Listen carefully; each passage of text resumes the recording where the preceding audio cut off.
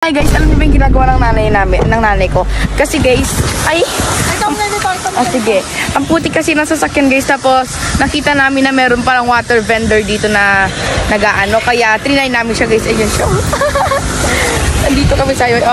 So, eto nga yun guys. So, ang balak lang talaga namin, banlawan yung gulong. Paano ba naman kasi, sobrang putik na. Kaya nga, kailangan na namin na banlawan yung gulong. Kaso nga lang, nakita din namin na madumi na rin pala yung sasakyan. Kaya nga yan, dinereksyon na rin namin na mag-car wash. Hindi ka nalugi dito guys, kasi 5 pesos, 1 minute mo nang magagamit yung tubig nila, tapos malakas pa. Nakikita nyo naman na siguro guys kung gano'n talaga kalakas yung tubig nila. Complete set na nga lang dito sila guys, kasi meron ng sabon, meron pang tubig. Tsaka meron din sila ditong sponge na panglinis ng sasakyan at motor. Self-service nga pala to guys, baka kasi utusan nyo sila na sila ang mag-car wash ng sasakyan nyo.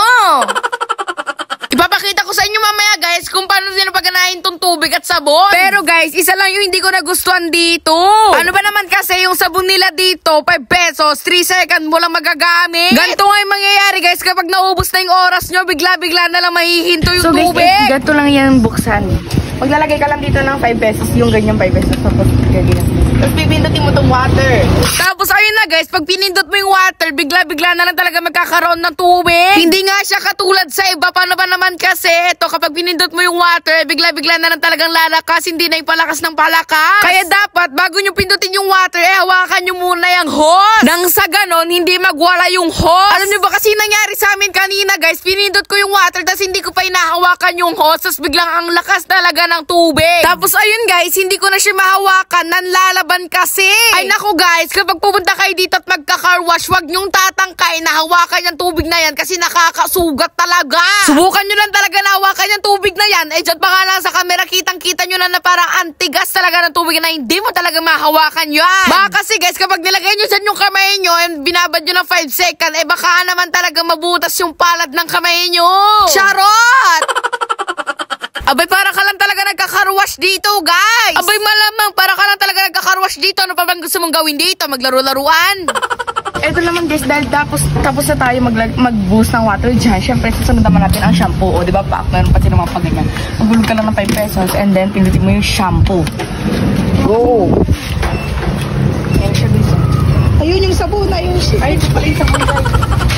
Bakit ang hina? Guys, ganito yung sabon. Bakit ang hina?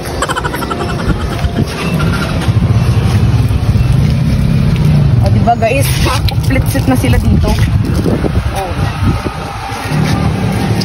Yes, 2 minutes lang to guys ha. Kaya kailangan bilisan yung pagkagalaw dito. Kapag gusto nyo na naman mag-extend, maglagyan na naman kayo ng another 5 pesos. So guys, ngayon naman maglalagay naman tayo ng ayan, shampoo. Ang bilis kasi ng shampoo nila guys. Ano? Ay, 3 seconds lang siya. 3 seconds. Aba, dyan nga talaga ako nagkamali guys. Kasi akala ko lang talaga 2 minutes rin pati yung sabon nila. Pero nagkamali ako, 3 seconds lang pala. Ay naku talaga, naubos yung mga coins natin dyan. Nagpa-car wash na sana tayo, 150. Ay naku, para sa akin nga, mas gusto ko na lang talaga magpa-car wash. Kaysa naman yung naggento na nagpapakahirap kami rito. Ganyan lang yan talaga guys. Basta kapag naubos na yung water o yung sabon nyo, maglalagay na naman kayo ng another 5 pesos. Ay hindi pala maglalagay, maghuhulog ka pala doon sa may machine nila. Bay okay lang yan guys, at least na-try namin mag-car wash ng sarili namin. Pero guys, ang satisfying niya, lalo na kapag magbabanlaw ka na. Huwag nyo na talaga subukan na maligo dito. Ay baka mabutas pa yung ulo nyo sa sobrang lakas ng tubig nila dito. Maganda rin sana dito guys kung medyo tinagalan din nila yung sabon. Yung sabon nga nila dito, kaya 3 seconds lang, ay pang motor lang talaga. Pero kung carry naman at marami naman kayong coins dyan, pwede na rin yung mag-car wash kayo dito ng kotse. Ay na guys, maghuhulog na naman tayo ng another 5 pesos para naman sa banlaw. Ito nga pala yung sinasabi ko sa inyo guys, na bago nyo pindutin yung water, hawakan nyo muna yung hose. Diba nalalaban siya dyan? Hi guys.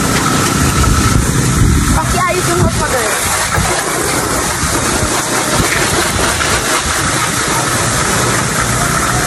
Grabing pagpapahirap ang ginawa sa atin na to. Hindi naman natuto car wash, pagpapahirap naman na to.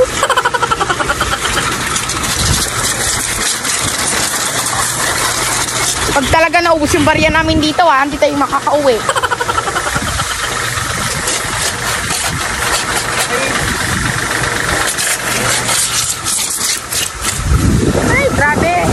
Napakahirap ng ginawa sa atin. Bilisan nyo habang may oras pa. Tataas mo na kasi sa mo. Tataas na mo na mag-spray ba yung Mga turuan na doon.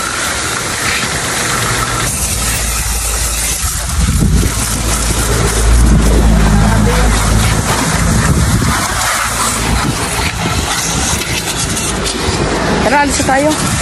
Alis na tayo guys. Charis.